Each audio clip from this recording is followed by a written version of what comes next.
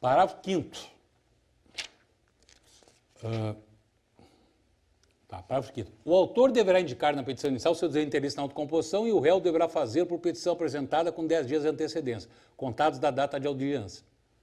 Parágrafo 6º, havendo se litisconsórcio, o desinteresse na realização da audiência deve ser manifestado por todos os litisconsórcios. Parágrafo 7º. A audiência de conciliação ou de mediação poderá realizar-se por meio eletrônico. Isso também é outra. Botar no Skype. Eu, o juiz e eu. Mas está aqui, né? Bonito né? Aí diz assim, vamos ver se o nosso alvará também vai para o eletrônico. Deposita na minha conta, já informo.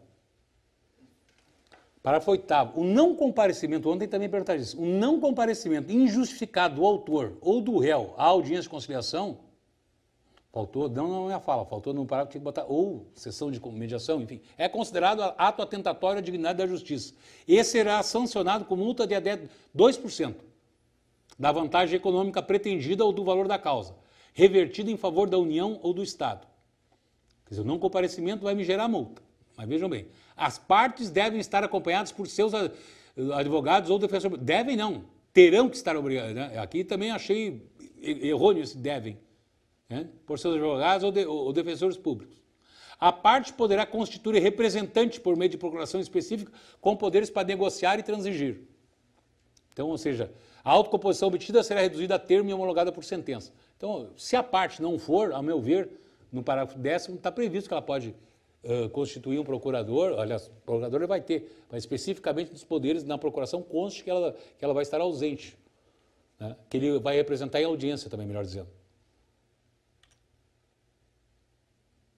Aí também no parágrafo, a pauta das audiências de conciliação ou de mediação será organizada de modo a respeitar o intervalo mínimo de 20 minutos entre o início de uma e o início da outra, o início da segunda. Isso também a gente sabe que na vida real, isso aí, só para inglês ver. Não haverá tentativa, e quando é que não haverá tentativa de conciliação ou sessão de mediação? Quando? Se o, claro, aí aquelas hipóteses previstas, né, se o juiz indeferir inicial, evidentemente que não vai ter prosseguimento do processo, não vai ter audiência de conciliação ou mediação. Se o juiz rejeitar liminarmente o pedido, evidentemente que também não, que é aquilo a forma do artigo 332. Se ambas as partes manifestarem desinteresse na autocomposição, o autor na petição inicial ou o réu até 10 dias da data da realização da audiência. Se o juiz verificar que a causa não versa sobre o direito que admita a autocomposição, direito indisponível, como nas ações propostas contra as pessoas jurídicas de direito público, né? Com relação à economia mista e ações contra empresas estatais, aí não vai ter essa possibilidade. Então, gente, essas questões, nós estamos avançando, né? Como eu disse para vocês, vou abrir mais cedo aí para a gente. Tem muita gente aí na nossa, nos prestigiando, eu acho que tem que dar oportunidade para esse povo aí falar. Mas a audiência, então, em tese, é isso. Eles obrigaram a botar na inicial, a gente vai ter que dizer se a gente quer, se a gente não quer. Acho que não tem como dizer que não quer.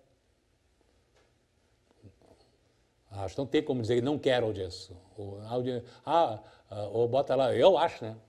Como autor, né? Vou falar como autor e até como réu, a meu ver, vai queimar com o juiz. Uma palavra, um linguajar, mas vai queimar com o juiz. Ele não quer? Vamos ver então aqui. Já separa o processo dele. Isso aí não quer, ó. Já deixa separado. Bota aquela tardinha. Não é a tarde do... Bota aquela tarde. Ele vai, né? Bota aquela tardinha. Ele vai F. F ponto. Bota aquela tardinha lá para ele. Para não me esquecer. Aquele papelzinho com clips, vai F. Entende? Então tem que botar. E não tem como não colocar, né? Eu acho que aí é uma rejeição, assim, é uma filosofia jurídica aí muito gritante, né? Eu não quero audiência, não faça a parte, não faça questão de... Não pode. E da mesma forma o réu. Bom, a técnica adotada dessas audiências de conciliação e sessão de mediação é o artigo 165, que diz assim, do CPC. Os tribunais criarão centros judiciários de solução consensual de conflitos responsáveis pela realização de sessões e audiências de conciliação e mediação e pelo desenvolvimento de programas destinados a auxiliar, orientar e estimular a autocomposição. Só para prosseguir aqui um pouquinho mais. A composição e a organização dos centros serão definidos pelo respectivo tribunal, observadas as normas do Conselho Nacional de Justiça. O parágrafo 2º. O conciliador, que atuará preferencialmente nos casos em que não houver vínculo anterior entre as partes, poderá sugerir soluções para litígio, sendo vedada a utilização de qualquer tipo de constrangimento ou intimidação para que as partes conciliem. E agora falou do conciliador e agora fala do mediador. O mediador que atuará preferencialmente nos casos que houver vínculo anterior entre as partes, acho que eu comentei ontem. Qual é o critério que usa? Pô, mas eu vou de conciliação ou vou de mediação? Eu posso escolher os dois? Aí eu estive até falando com a professora Fernanda Tartucci no livro dela e também em outras questões. O que diz assim? Por que uma coisa? Por que ou eu vou de mediação ou eu vou de conciliação? Como é que é isso? O artigo sugere que, como num exemplo, eu tive um acidente de trânsito aqui com o Dr. João, aí, um acidente de carro. Nunca vi ele antes. A tese, segundo o código e doutrina, é eu ir para a conciliação. Porque eu não tive um vínculo anterior com ele e mais, eu não vou ter um vínculo após com ele. Então, conciliação. E conciliação se inclina para o juiz conduzir a situação. Evidente que pode ter um conciliador, mas para o próprio juiz fazer a conciliação, já que não tem vínculo entre as partes. Isso é tudo um raciocínio, uma filosofia que se impregnou nisso. Isso aí vai dar certo, eu não sei, mas essa é a filosofia. Sem vínculo anterior, vamos de conciliação. E quando as partes já se conhecem, tem um litígio, não precisa ser só família, contratos, questões aí, cobranças, as partes já se conheciam. E talvez até, além de já se conhecerem antes, e elas têm uma relação que vai perdurar. No caso de família, é direto, né? Eu briguei com a minha mulher, tem uma relação, uma discussão de alimentos, mas eu tenho um filho, eu vou ter que, não tem como. Eu posso ficar minha vida toda brigando, mas eu vou conviver. Aí é mediador. Por quê? Porque o mediador, em tese, e tese não, é verdade, ele tem que ser um profissional habilitado, especializado, com curso. Tem aí, se não me engano, a lei, uma lei federal de mediação é 80 horas. Aqui, até a ASP teve um curso, até a gente talvez organize um esse ano aí, com a B do Grande Sul, de curso de mediação, né? Você tem uma aula teórica e aula prática, lá no tribunal. Aqui de São Paulo, de todos os tribunais estaduais. Né? E é uma carga horária de 80 horas. Né? Não é pouca coisa. A lei prevê 80 horas para você sair dali como mediador. Né? E até acho que é um mercado novo de trabalho que se abre aí, né? E porque o juiz aí vai lá, se habilita, né? Os juízes muitas pessoas, como é que vão fazer? O juiz também realmente não tem capacidade de fazer tudo, né? Julgar, talvez mediar, conciliar, então se abriu isso e o mediador, para esses casos, então, diferentemente do conciliador, para aqueles casos que as pessoas já se conheciam antes, já tinham algum vínculo antes e também, certamente, como é os casos que eu citei, vão ter um vínculo após o litígio, eles vão ter um canal de comunicação. Então, como o mediador ele é um cara que vai criar uma situação, ele vai elaborar uma situação de acordo, ele vai sair muito, assim, como eu digo, da cartola dele, que vai sair algumas soluções, digamos assim, não tão imaginárias assim, mas ele vai criar mais, entende? Para as pessoas, fazer elas transigirem. Às vezes é verdade, às vezes sabe que às vezes a pessoa não quer aceitar para não olhar na cara do outro, dizer que aceita uma proposta, aí tem que ter um terceiro para, né? Então, tá bom, fala lá que eu aceito, entende? Acontece isso, até na vida da gente é assim, né? Isso aí é a coisa mais burra que tem, mas às vezes uma coisa até infantil, mas o ser humano é um pouco assim, né? A gente às vezes não quer dar o braço a torcer por bobagem, por besteira, mas se vem um outro, um terceiro, sabe colocar as coisas de uma maneira, você diz sim para ele. Aí ele diz sim lá para outra parte e está tudo resolvido. Isso aí isso é psicologia, isso é assim mesmo na vida real. E a mediação e a conciliação no mundo todo, como eu disse ontem, já existe há muito tempo, muito mais tempo que no Brasil. Nos Estados Unidos, em 1976, né, que é o grande marco da mediação, foi em 1976, né? Um professor da Universidade de Harvard tem um curso até de mediação, se não me engano, até o juiz Sérgio Moro fez esse curso. Em Harvard tem um curso de mediação, um curso de negociação, enfim, um curso de negociação que é feito lá, se não me falha a memória, em 2 anos. E lá, através desse doutrinador, o professor Frank Sander, fez uma conferência e a partir dali a mediação foi instaurada nos Estados Unidos, em primeira mão em casos de família, e estou falando em 1976. Aí foi evoluindo, questões trabalhistas, etc. Hoje, vários estados dos Estados Unidos é obrigado a mediação. Não é nenhuma questão de opção e tal, não sei o que, não tem não querer. Vai estar lá marcado e acabou. Muitos estados lá da Federação dos Estados Unidos é obrigado a mediação. Não sei se aqui também não vai chegar lá. Não sei se aqui, de alguma maneira, essa situação aqui não... Vocês podem... Tá certo, o juiz vai, quanto mais evitar o julgamento, ele vai evitar. Eu não sei se daqui a pouco não vai ser obrigatória essa mediação, viu? Essa questão optativa, o autor não quer, aí o réu, ele não quer, também não quero, deixa assim, né? Volta para o caminho que era antes.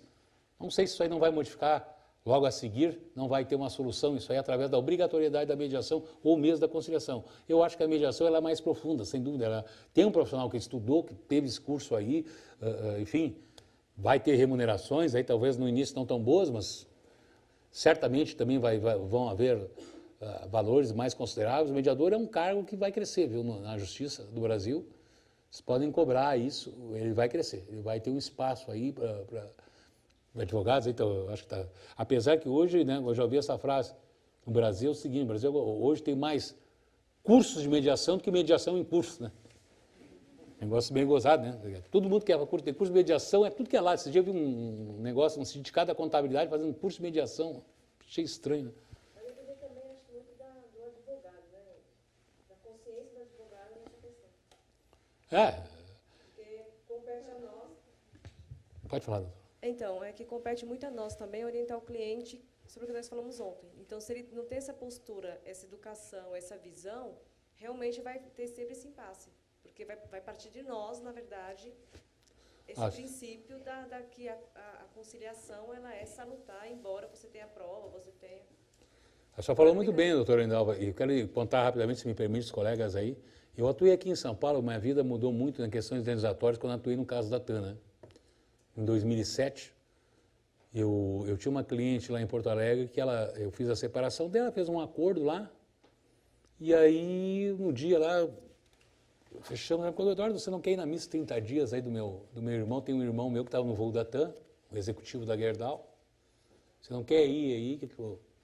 Ele era casado, morava em São Paulo, não tem filhos, a esposa está lá, não se dá muito com a gente, então tem eu mais meus pais. Aí eu fui na missa 30 dias aí. Depois dali eu fiquei contratado por esse lado da família, os pais e a irmã. E a partir dali a minha vida mudou completamente. Lá nessa época veio um escritório americano chamado Mesrich Toy, que é um escritório que fez aquele filme da Erin Brockovich, não sei se vocês lembram, com a Julia Roberts, até ganhou um Oscar em 1999, esse escritório real existe. Onde tem acidente aéreo, eles vão. Naquele caso, vão no local lá, captam familiares, ou através de advogados locais, ou mesmo diretamente familiares das vítimas para ingressar com a ação. Mas como, é um negócio de ficção, mas aconteceu comigo. Aliás, eu estou escrevendo um livro sobre isso aí, nem tão jurídico, mas contando essas histórias todas. Bom, aí eu fui um desses escritórios, tinha mais dois aqui de São Paulo e eu. E aí, bom, resumindo, né, aí evidentemente que eu viajei o Brasil inteiro aí porque tinha muitos clientes de Porto Alegre, de Rio Grande do Sul e de São Paulo, mas também em outros estados. Bom, e a ideia era entrar com uma ação nos Estados Unidos, em Miami, porque tinha um executivo do Banco Santander nesse avião, morava em Miami. Então o que eles vão fazer? Eles vão liderar essa ação com essa família desse executivo, lá em Miami, as outras famílias brasileiras iam entrar lá como se fosse mal falando, um litisconsorte. E foi feito isso. Das 199 vítimas do voo da TAM, ano que vem já faz 10 anos, né? 17/7/2007, aliás, um número cabalístico, né? Eu sei o que me contaram, 17/7/2007, é muito 7. Mas se eu contar, tem mais 7 aí no meio dessa história, desse dia aí fatídico. E aí, entramos com essa ação nos Estados Unidos de manhã, 77 dos 199 vítimas, 77 famílias de vítimas entraram com a gente. Aí, nessa aventura aí, por isso que eu falo muito common law e tal, porque eu vivi esses 2 anos lá, né? Estive lá várias vezes, aliás, as audiências de ouvida testemunha não eram em cartório, não precisa marcar, era no escritório do advogado. As testemunhas, que muitas eu tenho certeza que vão estar as testemunhas que eu disse familiares, muitos devem estar me assistindo aí, porque a gente tem relação de amizade até hoje, foram nos Estados Unidos para depor, mas não foram lá numa formalidade, está o juiz ali, tal, não sei o quê. Não, no escritório de advocacia. No escritório de advocacia, marcaram, lógico, o tabelião lá, digitar, né? Fala você, agora sai, fica você, entende? Num regime totalmente informal. Você tem uma ideia, a fase de instrução acabou em 8 meses. a instrução disso aí, ouvir, e bota a testemunha para ouvir isso aí, viu? Nossa! Só que, então, o sistema comunal, que é o sistema que eu aprendi, eu não defendo ele, é que ele é viável, não é eu, ele é viável. Ele viabiliza a vida das pessoas, né? Resolve a vida das pessoas. Não é uma questão, sinceramente, não é pretensioso da minha parte, é que aquilo que deu certo. Isso aqui que nós vivemos não dá certo. Não deu certo.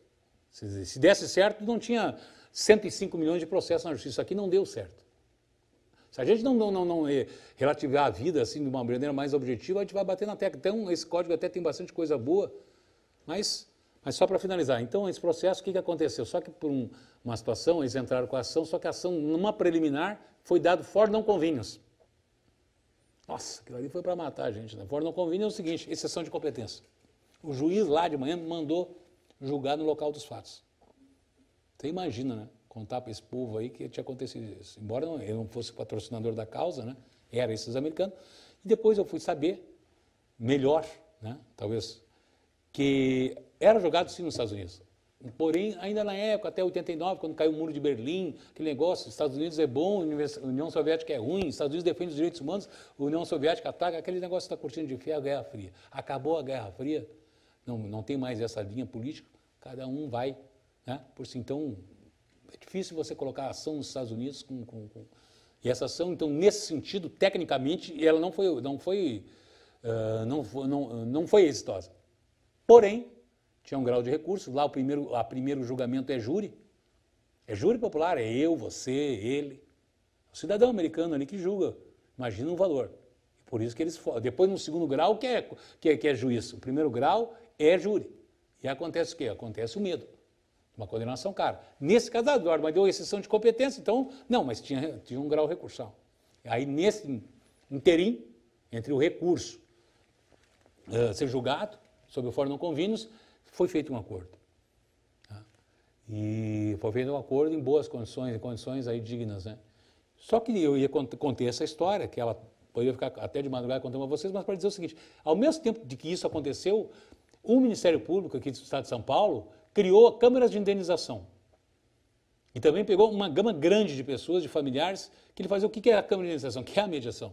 Lá em 2007, 2008, um representante do Ministério Público ficava aqui, vinha família aqui com o seu advogado, seguradora, né, que a TAM não era a TAM, era a seguradora dela, a seguradora aqui. E aí começava.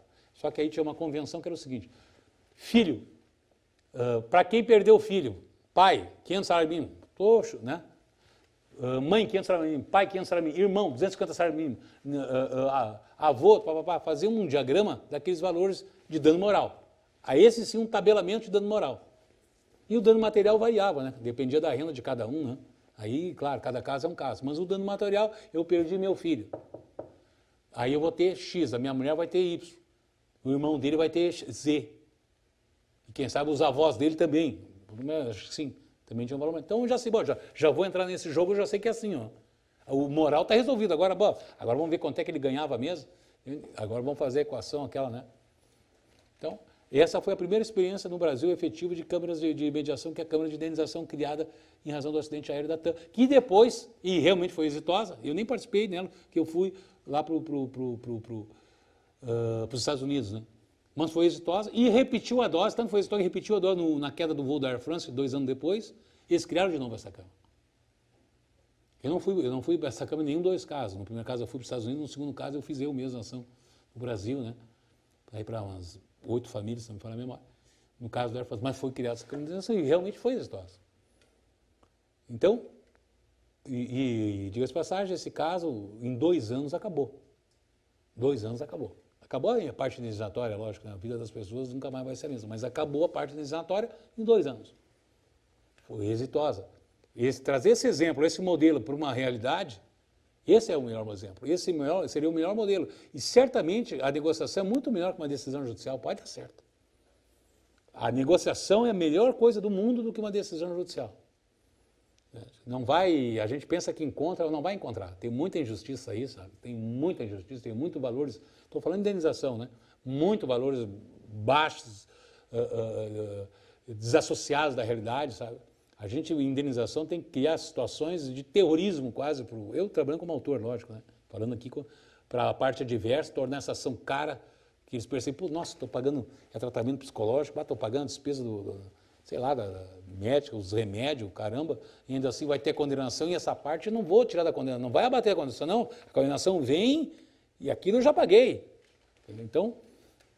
Então é realmente uma ginástica para a gente ter efetividade. Agora, se a gente conseguir que um terceiro, sem ser um juiz, poderia ser, mas ele não tem tempo para isso, conseguir uma mediação que resolva o problema das vidas das pessoas, em casos indenizatórios, todos eles é difícil. Todo mundo quer uma vingança, todo mundo quer uma reparação, né? Tudo que é caso. Você sabe que responsabilidade civil é o que mais, se você sabe, a responsabilidade civil é o processo, da natureza de processo que mais tem no STJ, é a responsabilidade civil. Os cursos aqui na ASP, você pode perguntar aqui, os cursos que mais tem é direito de família e responsabilidade civil, mais procurado, segundo pesquisa, né? Porque é uma matéria palpitante, é uma matéria que não tem um modelão. Pega o modelão aqui, ó, vamos de modelão agora. Não é bem assim. Não é bem assim de modelão. Então, sem dúvida nenhuma que a solução da vida das pessoas não é a justiça, e sim uma mediação, tentar uma negociação. Essa é a solução das pessoas. Um dia isso vai acontecer, esse código tem esse olhar, e nós, como advogados, temos que conduzir o cliente para a negociação. E ele botar na cabeça dele que o que ele quer, ele nem vai achar na justiça. Até porque se ele não negociar, ele não vai achar na justiça. Até hoje, eu vou dizer para vocês, eu não sei se enche uma mão em centenas de processos que eu atuei, que eu vi um cara, que coisa boa deu essa sentença. Foi boa demais. Valeu a pena os 8 anos aqui com o senhor. Foi muito boa. Eu não me lembro disso aí, sabe? Acho que aconteceu aí algumas vezes. Mas é difícil. E aí, é aquilo que eu digo para vocês, até para nós que estamos falando só entre advogados aqui, até é duro, né? Chegar lá, depois no final, e acaba, e não acaba, aquele negócio não acaba nunca. Vem daqui, vem dali. Então, esse código, se a gente tiver isso, esse espírito de conciliação, de mediação com a gente, os clientes têm que ser domados para a gente, eles não vão mandar em nós. Nós temos que orientar eles. Como é que é o melhor para eles. Então, o advogado tem que estar consciente que ele tem que fazer, estudar o código, daqui a pouco ver como é que é. Tem técnicas de mediação, tem questões de mediação. Tem técnicas psicológicas de mediação. Não é assim só eu falar aquele óbvio, lugar comum, na justiça demora 10 anos, pega isso aqui que é melhor para ti. Não.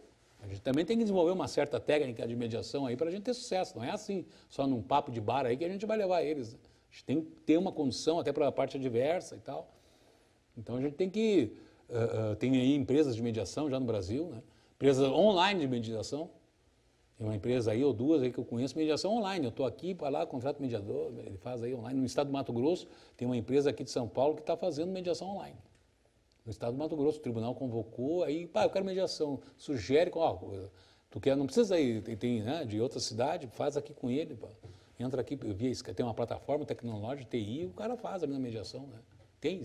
O estado do Mato Grosso aprovou, contratou essa empresa aí, que ela está desenvolvendo um trabalho lá, acho que de forma razoável.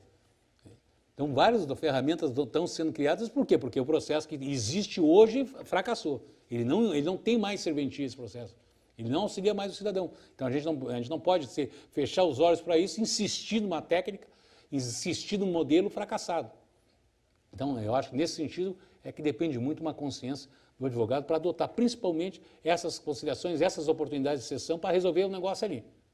Só para finalizar, quando esses americanos estavam no Brasil, tantas conversas, fiquei amigo deles, são pessoas... Nós, advogados, somos sempre diferentes, eu acho que nós somos melhores que os outros. Sempre eu digo, eu acho que advogado é melhor que os outros, tá? Toda pretensão, gente aí vai me tocar pedrada, mas... E o advogado o americano me disse um dia, nunca me esqueci. Eduardo, só me diz uma coisa aí, vai. Quem é que ganha esses problemas? Mostrei para ele, olha, aqui é o seguinte, 3 anos, um processo sem sentença de primeiro grau, até comum, né? Tem coisa pior, nossa, mas 3 anos, né? Aí ele me fez a pergunta, mas quem é que ganha com isso aí? Para quem é bom isso, ficar 3 anos, por exemplo, né? Coisa primeiro grau, quem é que ganha? Você ganha, é bom para você, sei lá, você recebe dele por mês, a parte gosta, não sei. Sabe uma pergunta tão óbvia, 10 anos atrás, eu não tinha me dado conta. E não tem resposta. Ninguém ganha. Ninguém ganha. E ele ficava abismado como é que a gente convivia com uma situação dessas, né? Como é que podia ser conformado em viver processos eternos de anos, sem solução, com litígio, com petições, né? Com aquele calhamaço, aquele baralho de carta de recurso, né? E nada, sem conclusão nenhuma. Ao passo que lá, né, lá o juiz, se demora mais de 18 meses, ele é chamado, lá na corregedoria deles, lá, a se explicar por que está demorando mais de 18 meses, se não me engano. Não há uma sentença, uma decisão nessa situação, ou não se encaminhou para uma solução nesse processo. Então, eu acho que é por aí que a nossa justiça ela tem que melhorar. E nesse espírito, o código, né, eu acho que ele entendeu também que não é trazendo mais juízes, fazendo concurso de juiz e dando sentença adoidada aí que vai melhorar. É tirar um pouco dali, botar mediador, botar conciliador e os advogados ter mais consciência para tentar um acordo. Eu acho que a filosofia é essa. E, aliás, como eu contei ontem, o artigo 3º desse código diz isso. 3º. Até eu vou ler de novo aqui para vocês, só para finalizar e abrir para pergunta. O que diz o artigo 3º? Quer dizer, pô, aqui eu estou abrindo o código.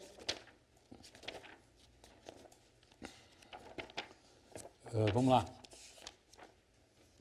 Artigo...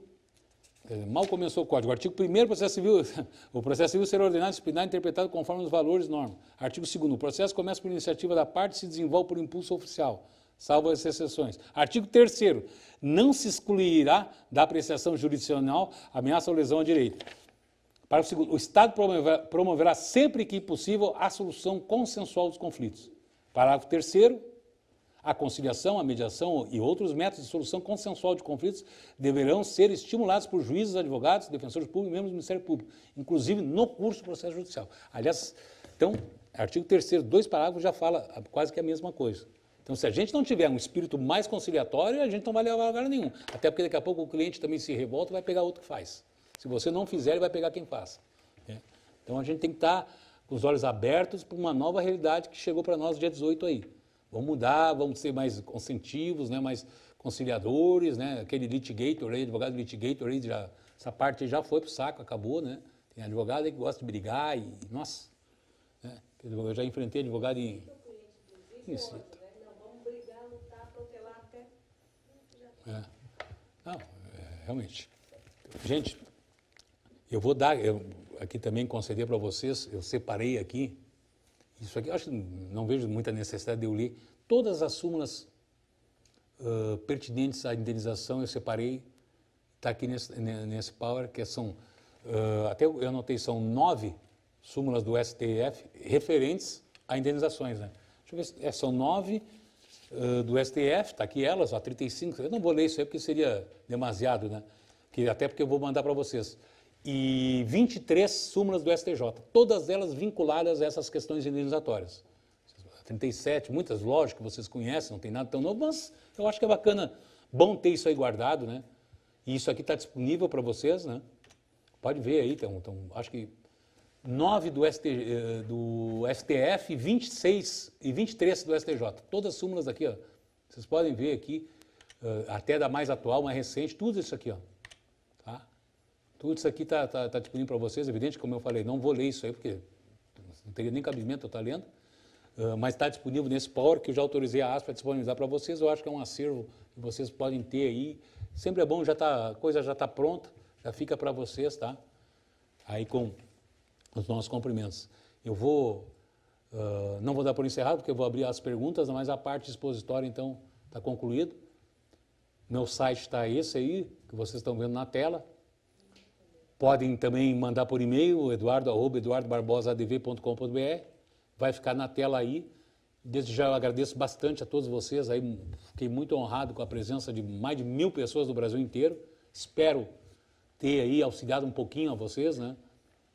A gente também não tem a pretensão de ter tudo, mas pelo menos a gente tenta, de alguma maneira, auxiliar os advogados nessa árdua profissão nossa aí.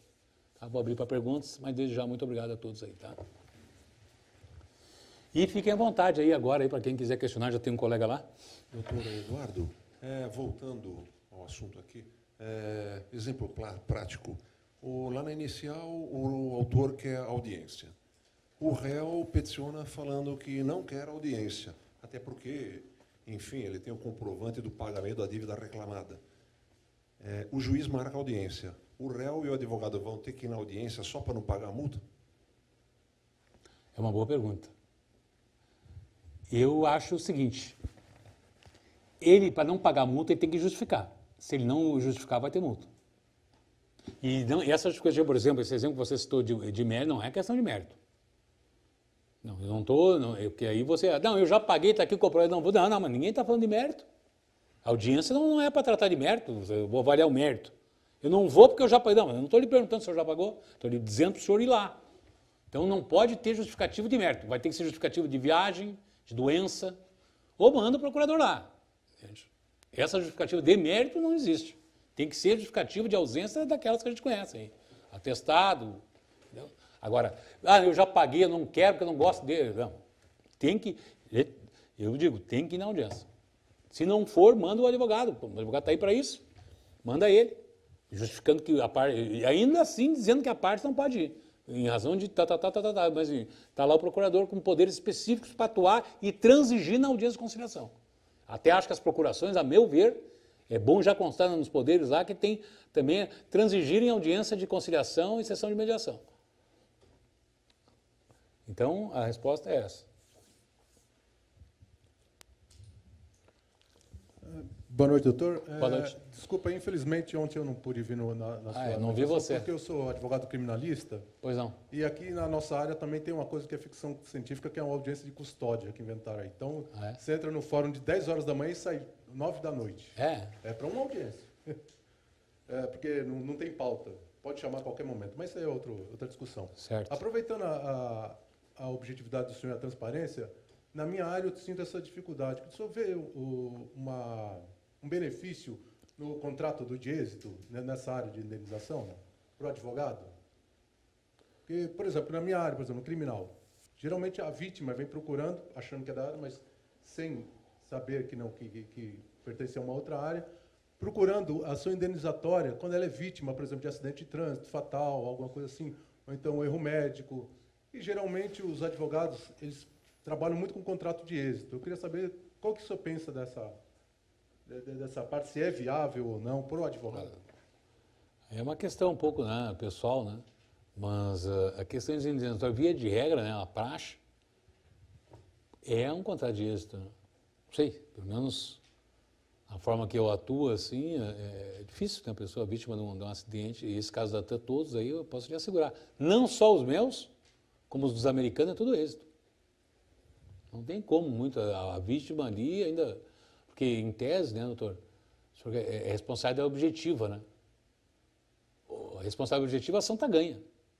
Claro, tem as excludentes, até não falei para os excludentes, que até vou fazer um curso agora, mas tem as excludentes, caso fortuito, né, fortuito externo, ou se a vítima deu causa ao acidente, ou está de necessidade. Se não for uma dessas causas excludentes, a ação está ganha. A responsabilidade objetiva. Eu vou ter que... O meu trabalho é encorpar o valor, o quanto, mas, em tese, a ação está ganha. Então, sobre esse prisma, se viabilizou, se consagrou, digamos assim, né, o honorário contratual em cima do êxito. Né? Então, é uma prática que se adotou, acho difícil mudar isso. Né? Eu fiquei com uma dúvida da prescrição e decadência ontem. Eu fiquei pensando em um caso concreto que um condomínio ingressou com uma ação, uma produção antecipada de provas contra uma construtora que danificou a área comum. Teve acordo na produção antecipada de provas da área comum. Agora os condôminos querem ingressar com a ação do dano moral, porque eles ficaram 4 anos sem utilizar a piscina.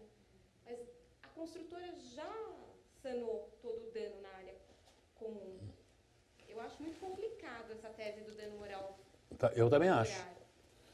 Ainda mais depois do tempo, né? O acordo foi formulado em outubro do ano passado. Agora, um grupo de condôminos quer pleitear o dano moral individual. Mas é complicado, porque a construtora foi lá e reparou toda a área comum. Né? Não, pode esquecer. Não procede. E uma coisa até, em cima do que você falou, eu sempre disse para os clientes, às vezes o cliente acha que a gente quer. Quando o dano, né, causado, quanto mais tempo passa para você ingressar com a ação, pior é. Sim, foi o que eu expliquei. Mas então, para reforçar a sua explicação, hoje eu comprei um livro, aqui é até da doutora Mirna Ciance, e ela diz aqui, ó, eu posso até passar uns julgados, que ela diz que o STJ entende que quando no lapso temporal entre o evento e a proposta da ação se alonga demais, certamente o valor fica prejudicado. Sim. Tem aqui julgados, aqui, termo passou aqui, não sei se alguém tem interesse em anotar ou não precisa. Quer? Então eu vou dar um aqui, ó. Eu achei muito, eu sempre disse isso, mas confesso que não. Por exemplo, um RESP 125.127 do DF, tá? Relator ministro Sábio de Figueiredo. Esse é um, naquela linha de dizer que demorou demais, né? O ingresso da ação. Aqui até tem aqui um outro agravo. Esse aqui contempla um monte de decisões. Ó. É um agravo regimental. É agravo regimental no agravo, né? 750.720. Ele é do relator ministro Carlos Alberto Menezes. Então é um agravo regimental dentro de um agravo de instrumento de 750.720 do Rio de Janeiro. Ali, nessa decisão, ela repassa uma série de indenizações. E o que ele diz aqui na tira da emenda? Diz assim, um dano moral foi fixado moderadamente, levando em conta o tempo corrido para a propositura da ação. Ou seja, demorou demais. Aí, né?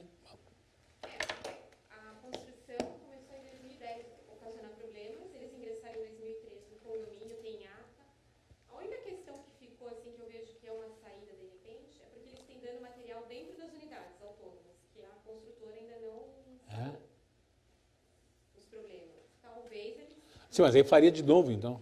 Aí eles notificando, porque já tem o laudo, né, na ação da outra ação, os danos às unidades autônomas, se a construtora não fizer, aí sim eles poderiam brigar pelo dano moral nesse sentido. Não argumentando a área comum. Eu acho que já concordo com você, já foi. Isso aí já foi.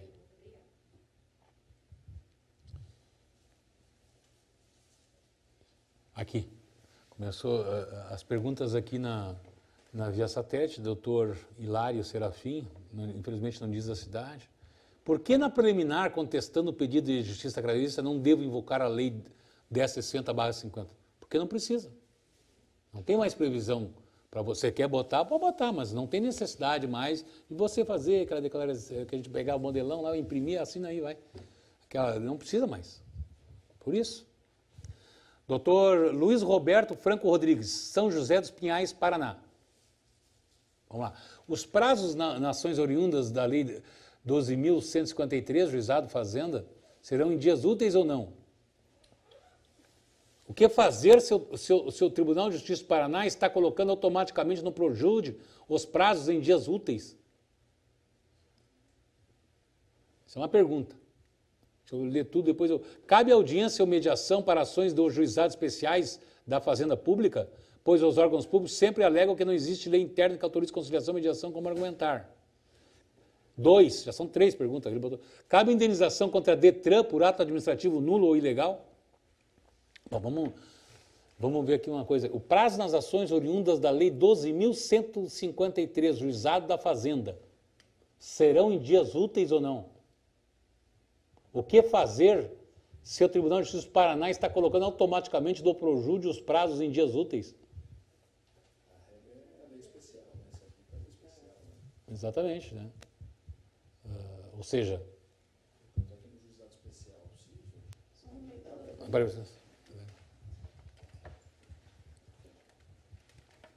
Vamos falar, doutor João. A minha opinião, a regra geral é que prevalece a norma especial. Sim. Né? Tanto é que no juizado especial cível estão se aplicando os prazos anteriores. Deles, claro. Correto? Não, eu também comungo disso, sem dúvida. Então, nesse caso, vai prevalecer o que já está na lei. Cabe audiência de mediação da mesma forma. Cabe indenização contra a DETRAN por ato administrativo nulo ou ilegal? Bom, o que eu vou lhe dizer, né? Tem que provar que esse ato é nulo, né, ou ilegal, né? Indenização em tese. Vocês sabem que eu entrei, por exemplo, lá no Rio Grande do Sul, teve um... Aqui eu acho, mas lá tem mania esses procuradores de fazenda de bloquear o dinheiro das pessoas e depois ver como é que faz, sabe? É incrível, né? Eles bloqueiam tudo que tu tem na tua vida, aí porque tu é herdeiro, mas aí tem um caso que o cara é herdeiro, o pai morreu, deixou um monte de dívida, uma fila de dívida aí. Mas o herdeiro tinha dinheiro, mas era dele, do trabalho dele. Você sabe, só pode pegar até os limites da herança. O cara é dele o dinheiro, não é do acervo lá hereditário. Os caras foram lá e bloquearam, o cara não tinha dinheiro para comer. Aí fui lá falar, tá, entrei e tal, deu vista para a MP, né? A Procuradoria da Fazenda. Esse valor aqui ele não ganhou da herança. O inventário tinha dado negativo, gente, sentença negativa de inventário negativo. Esse cara aqui tem o dinheiro, não é do pai dele que veio. Esse dinheiro é dele, que ele trabalhou. E ele ganhou. Não, como é que você vai cobrar isso aqui? Isso aqui é do... Não mesmo. Mas como? Não pode ter esse dinheiro aí. Que é isso? Isso aí, o cara é empresário, né? Isso aí tem muito caixa 2, muito, sabe? Isso aí tem muito... Para com isso. Não, com isso.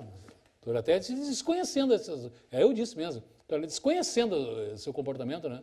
O senhor com subterfúgios, né? O senhor bloqueou o dinheiro de um cidadão com família, com filho. O cara não tem dinheiro para comer. O senhor está dizendo uma dedução dessa? Bom, o juiz, até uma mulher, a doutora Gisele, ela desbloqueou, depois de 43 dias, né? Bloqueada, ela desbloqueou. Me pediu desculpa, foi um erro dela. E eu entrei com um dano moral contra a Procuradoria da Fazenda. Entrei, vamos ver o que vai acontecer aí, né? Mas realmente, são casos assim. Então, eu acho que tudo cabe indenização. Responsabilidade objetiva. Pô, cara, tecnicamente, ele fez o que fez, né? E foi alertado por mim e tudo mais. Como é que caiu? Tá, fica assim, eu bloqueei, realmente é indevido, mas a vida segue, não, a vida não segue. Opa, não é assim também, né? Não é assim. Então, eu digo para ele, tem muita coisa. Olha, se você pensar bem, o órgão público ele pode ser real em bastante demanda. Bastante demanda. É que, claro, demora um monte, não sei o quê e tal, prazo dobrado, mas... tem tudo isso aí que a gente acaba fugindo disso aí, né? Mas eu fiquei com esse cara engasgado, até disse, porque não deixa, paga, eu nem quero. Quero processar esse cara aí, deu. Bom, eu não sei, mais alguém tem alguma colocação, gente? Veio uma aqui de Curitiba. Dr. Juliano Marcones. Aforei 2 demandas indenizatórias, uma em 16 de março e outra em 17. Caso do Dr. João aqui. Em cada ação. Uma em 16 de março e outra em 17, desculpa. Em cada ação foi dado o valor da causa de R$1.000, para efeitos fiscais. Rito sumário, pugnando que o juiz arbitre o dano moral. Os juízes já despacharam pedindo emenda. Veja um dos despachos. Aí botou aqui, despacho 22/13. Considerando que na data de 18 de março entrou em vigor o novo Código de Processo Civil e com a finalidade de evitar futura alegação de nulidade, determino que a parte autora emende a petição inicial adequando ao novo diploma legal, especialmente no que diz respeito à realização da audiência conciliatória, deve ser o teu caso, né? E retificação do valor da causa, nos termos do 309, inciso 7º, 292, inciso 5º e o 321, parágrafo 1, todos do novo Código Civil, no prazo de 15 dias. Esse juiz foi mais preciso. Sim, ele fez o 321, delimitou o que era para cobrir. E aí? Ele entrou antes, com outra lei, e o cara mandou ele fazer diferente. Bom, o meu posicionamento, o senhor sabe, hein? Claro, a lei, na minha opinião, está do lado dele. Eu acho que ele está eu entrei numa situação por uma lei, eu não entrei depois, eu entrei por um rito. Como assim? Eu entrei antes de entrar em vigor, tu está me falando? Não, eu, sinceramente, até me provar o contrário, eu acho que aqui nos enunciados 2, digo aqui para o doutor Juliano, 2 e 3 aqui do STJ, ao meu ver, fala isso agora. E aí? O que você vai fazer? Qual é a solução? Poderia fazer uma petição lá, falar com o juiz, embargo de declaração, um agravo. É uma situação terrível essa. Eu não acho nenhuma situação fácil, uma situação bem difícil. Você vai ter que avaliar bem o que é melhor. Só para acabar, você quer dar uma sugestão sobre esse caso ou você quer fazer outra pergunta? Não, na verdade, só para fazer um comentário. Pois não. Pelo menos dos casos que eu distribuí um pouco antes do dia 18. Que já antes eles já vinham com essa decisão de fazer audiência de tentativa de conciliação. Antes? Então, antes. Lá, aonde isso? Aqui. Mas em que... Não, aqui em São Paulo mesmo. De modo geral?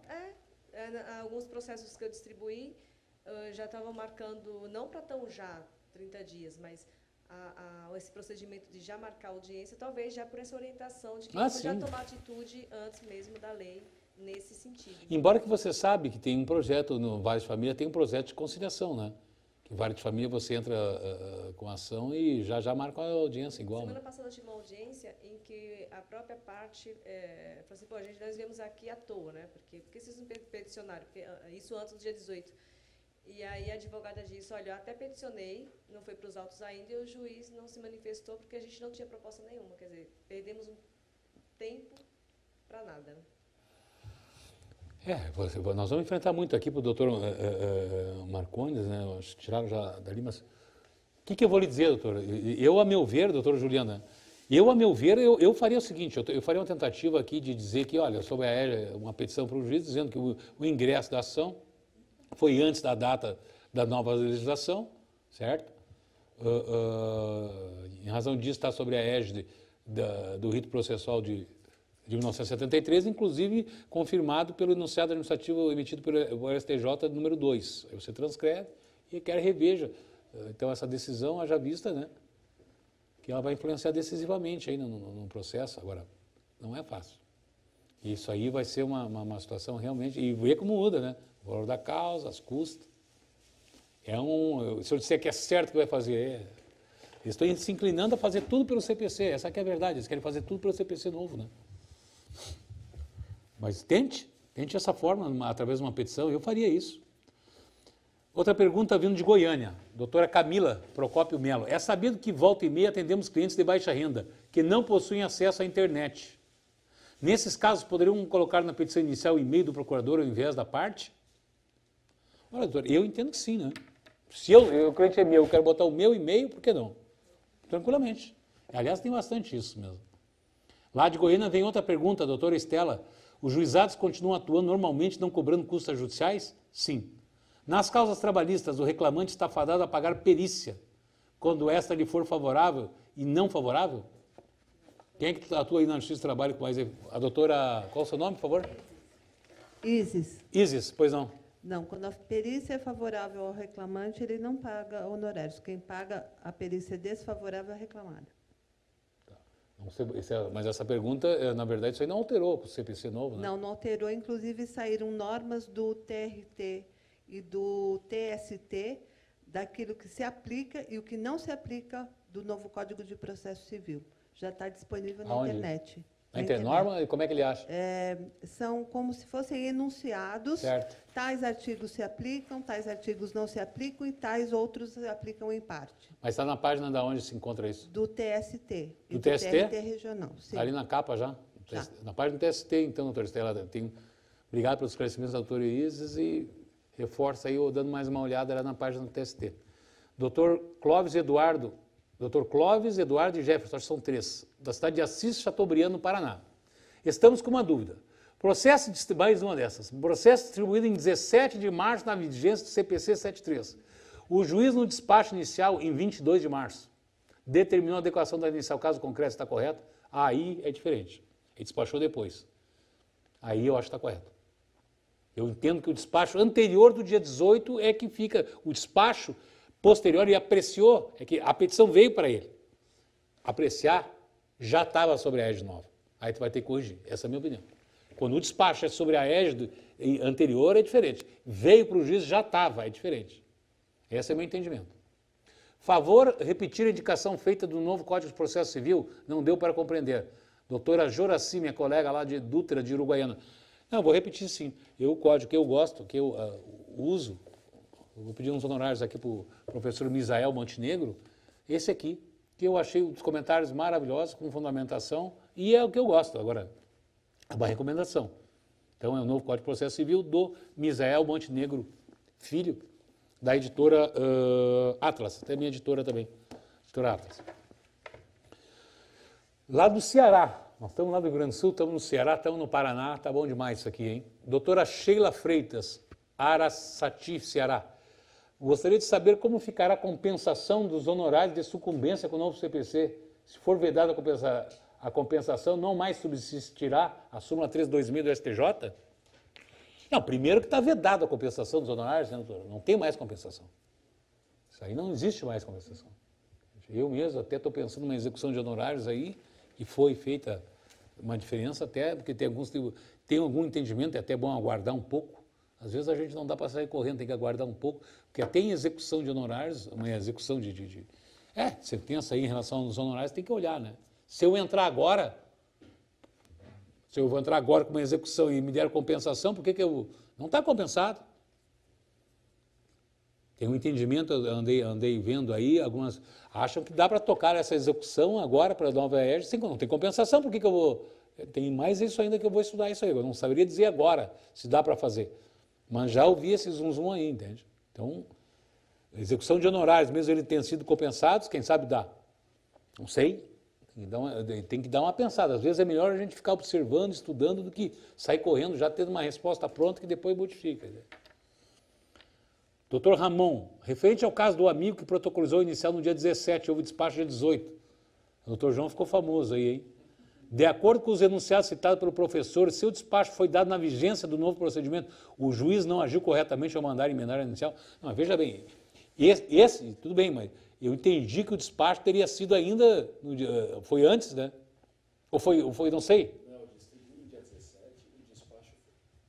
A ação foi distribuída no dia 17, o despacho foi posterior. Mas eu ajuizei a ação sob a égide do Código 73. O despacho foi apreciado, né? Foi apreciado posterior. Já posterior, desculpa, então, eu tinha entendido que ele tinha sido apreciado ainda. Eu distribuí a ação antes. É. Eu segui o Código Processual vigente no dia. Tem uma discussão aqui, tem um livro aí, Direito Intertemporal, do Mário Delgado. Até eu comprei esse livro hoje, né? E esse livro fala muito dessas situações, não reportando ao 73, né? Porque o que acontece? Os julgados, o processo existe, né, depois que ele digamos, tem uma tese aí, uma linha que o processo existe depois que ele é publicado, né? Que ele se torna, ele tem um efeito legal depois que ele tem a sua publicação. Então, assim, não, eu entendo assim, ó, então, eu acho que, vamos repetir o enunciado 2, aos recursos interpostos com fundamento no 73, no CPC de 73, e relativos a decisões publicadas até 18, claro, isso aqui é recurso, né? Devem ser exigidos os requisitos de admissibilidade na forma nele prevista, com as interpretações dadas até então pela jurisprudência do STJ. Aqui nesse enunciado 2 diz o seguinte, se ele entrou sobre a égide 73, a admissibilidade dele é até o 73. Então, equivale à propositura da ação na vigência do Código 73. O despacho foi posterior, mas eu cumpri o ato, a vigência do Código anterior. Deixa eu repetir aqui o enunciado 3. Aos recursos interpostos com fundamento no CPC 15, relativo a decisões publicadas a partir de 18 de março, serão exigidos o requisito de recursão na forma do novo CPC. Olha esse 3. Aos recursos interpostos com fundamento no CPC 15. Então, eu entrei lá com recurso, que por analogia seria a petição inicial. Entrei com recurso com o CPC 15, com fundamento relativos às decisões publicadas a partir de... Bom, mas isso aqui é lógico que seria... Esse aí não tem dúvida. Esse aí não tem dúvida. Esse aqui não é isso. Não, esse aqui não. O caso aqui é o 2. Eu tinha sublinhado que foi tudo meio hoje, também não... Aos recursos interpostos com fundamento no CPC 73, devem ser exigidos os requisitos de admissibilidade na forma nele prevista, com as interpretações dadas até então pela jurisprudência do STJ. Não, tá. Que, por analogia, a ação foi distribuída... Se o recurso que eu entrei por 7.3, ele vai ser apreciado sobre os critérios da admissibilidade do 7.3, então a ação inicial que eu entrei em 7.3 também teria que ser apreciada com 7.3, está certo? A questão de Eu que me confundi, peço desculpas na pergunta anterior. Eu que me confundi aqui também, peço desculpas. Não, realmente, se foi no 7.3, eu entrei no 7.3, eu tenho que acompanhar o 7.3 também, para apreciar pelo menos esse pedido inicial. Assim eu entendo. Agora eu já abro para vocês, é um assunto polêmico. É assunto polêmico. Isso aí vai dar divergência. Eu sinto dizer que a inclinação deles é tudo ir jogar tudo para o novo CPC. Pois não. A inclinação deles é jogar tudo para o CPC novo. Eu acho que aí a gente também vai ter que ver se vale a pena, até que ponto, né? Até que ponto vai uma discussão dessa aí vai. É isso que eu digo. Já começar brigando, né? Apesar que tem isso também, mas tá certo. Eu que peço desculpa se na hora fiz um outro raciocínio, fugiu. Não, eu acho que se entrou pelo 73 ali, teria que ir, pelo menos nessa apreciação inicial, pelo 73. Agora, o senhor... Artigo 1046. 1046. Vamos ver se tem aqui uma... Deixa eu ir lá que eu já chego lá, doutor. Doutor, qual é o seu nome mesmo, doutor? José, né?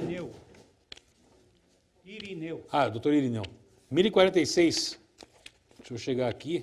O pessoal também deve estar vasculhando aqui. Sim, tá com... Até é bom a gente ir folheando esses artigos, porque daí a gente vai tomando conhecimento do processo. Até estou olhando aqui É no final mesmo já, hein? 46. 1032, Disposições finais e transitórias. Disposições finais. Tá, cheguei. Ao entrar em vigor este Código, suas disposições se aplicarão desde logo aos processos pendentes, ficando revogada a Lei número 5.869, de 11 de janeiro de 73. Ao entrar em vigor, artigo 1040, ao entrar em vigor este Código, suas disposições se aplicarão desde logo aos processos pendentes. Desde logo, dali para frente. Desde o dia 18. Não retroage. Desde o dia 18. Então, ele prevê algumas exceções. Uhum. Agora, na minha visão, Pois não. é interessante estudar os comentários, a interpretação, né? Eu vou lhe dizer, isso aqui para ter um posicionamento, a gente vai precisar de um tempo. Ninguém aqui vai ser prematuro e dizer que é assim ou é de um jeito ou do outro, a gente vai precisar estudar isso. E eu até me comprometo em buscar isso aí, porque hoje é o 3º dia de vigor, né? Não tem como, né? E agora, por isso que eu digo, isso aí tinha que ter preparado antes. Isso aqui o legislador tinha que ter dito, gente, é o seguinte, entra em vigor 18. Mas a partir de 18, tudo é pelo CPC 15. Tudo. A partir dali. Processo de andamento, processo que tem, ficou um vazio nisso aí. Apesar que tem essa previsão aqui, tem. Mas tem o artigo 14. 14?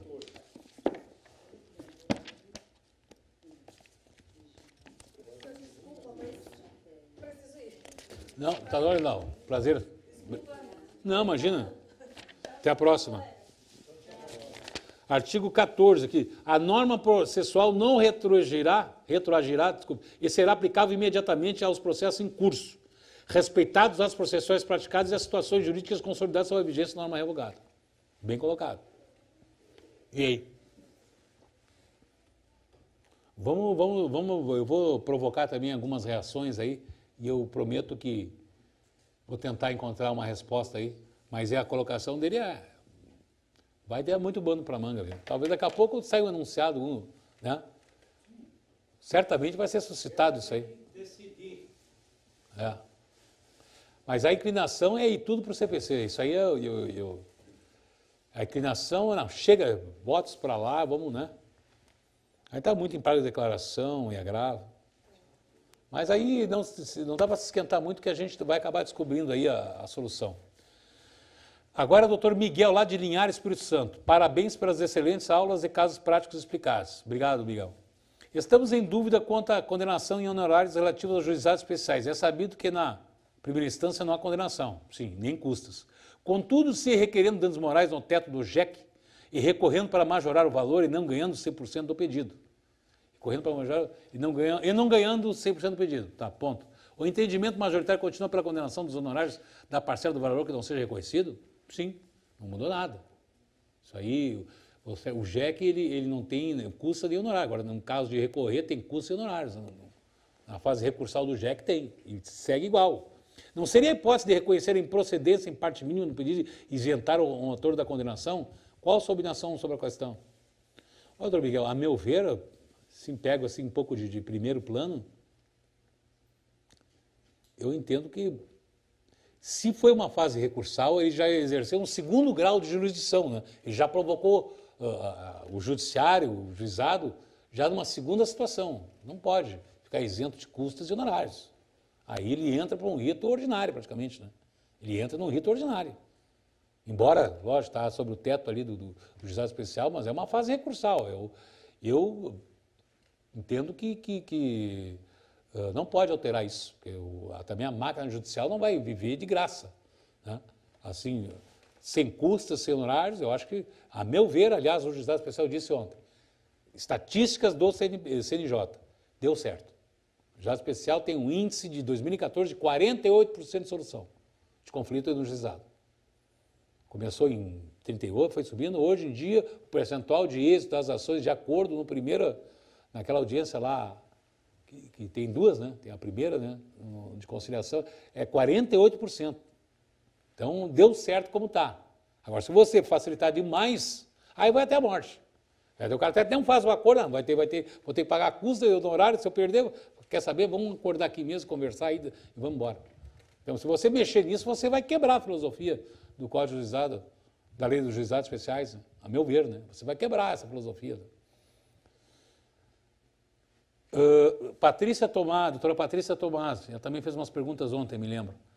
Pode, pelo novo Código, o advogado representar o cliente em audiência se tiver poderes para transigir? Se tiver poderes para transigir, sim, pode. Pode representar. A Cotran, doutora Cotran, São José dos Pinhais, Paraná.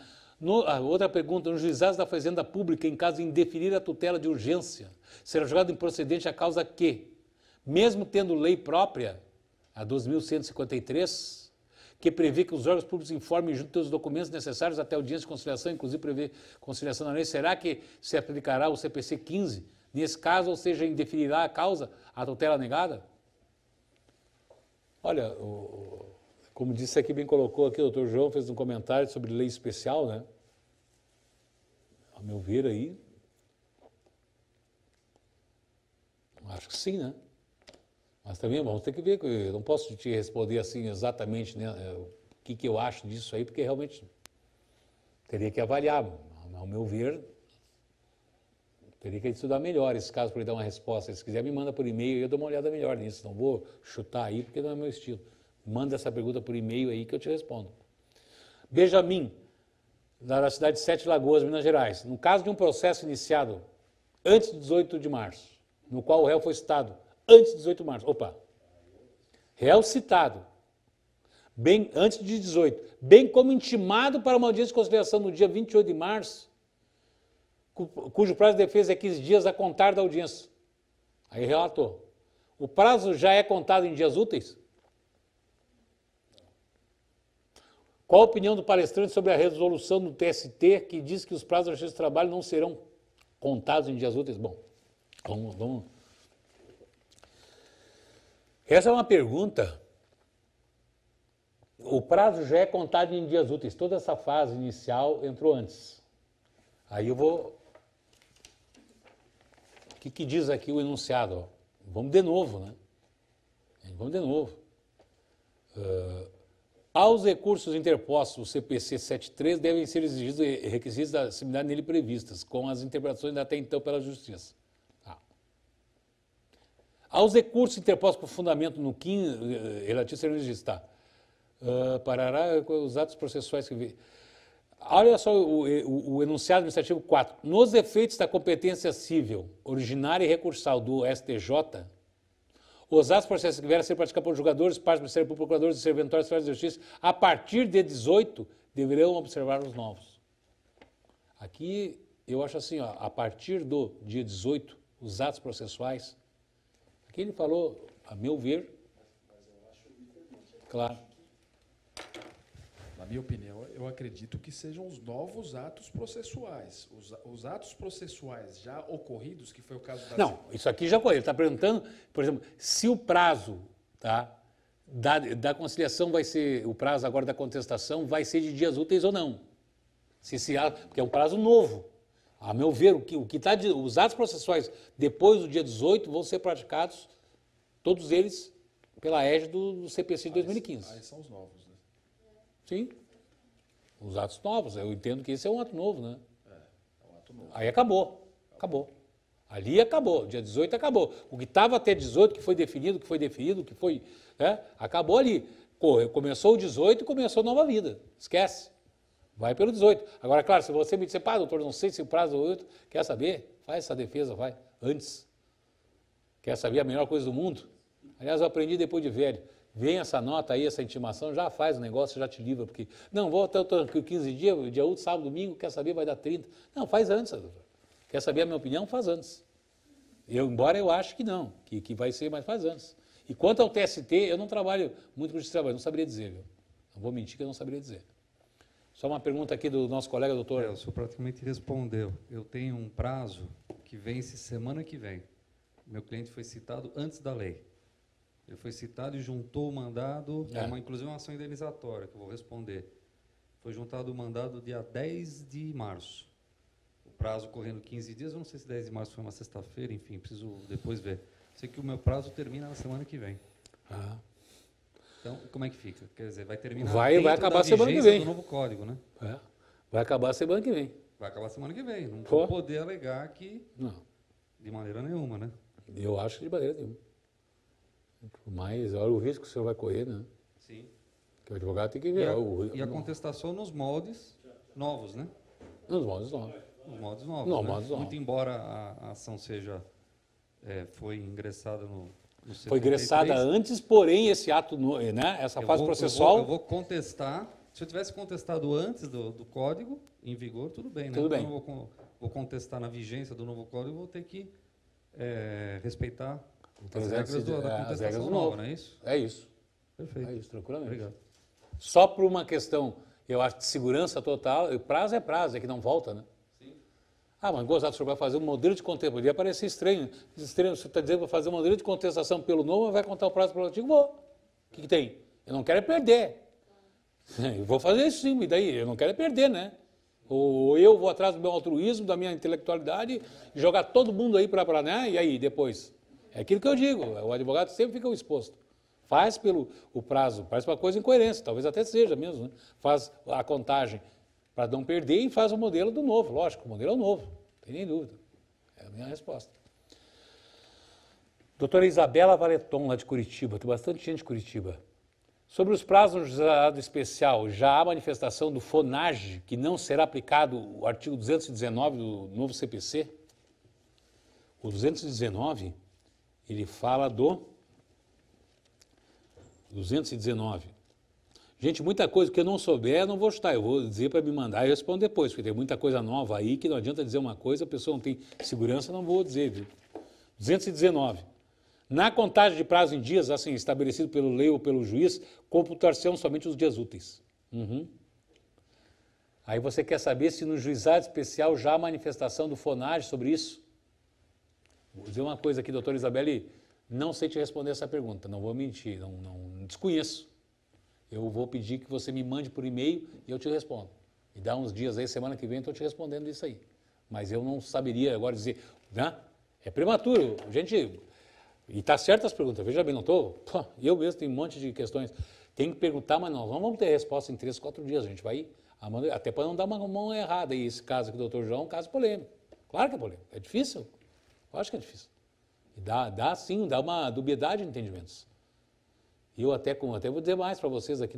Eu, como tenho uma situação na OAB, eu vou procurar também questionar isso e procurar resposta. Até como dirigente de classe, eu vou procurar que a nossa OAB também interfira para ter resposta sobre isso, né?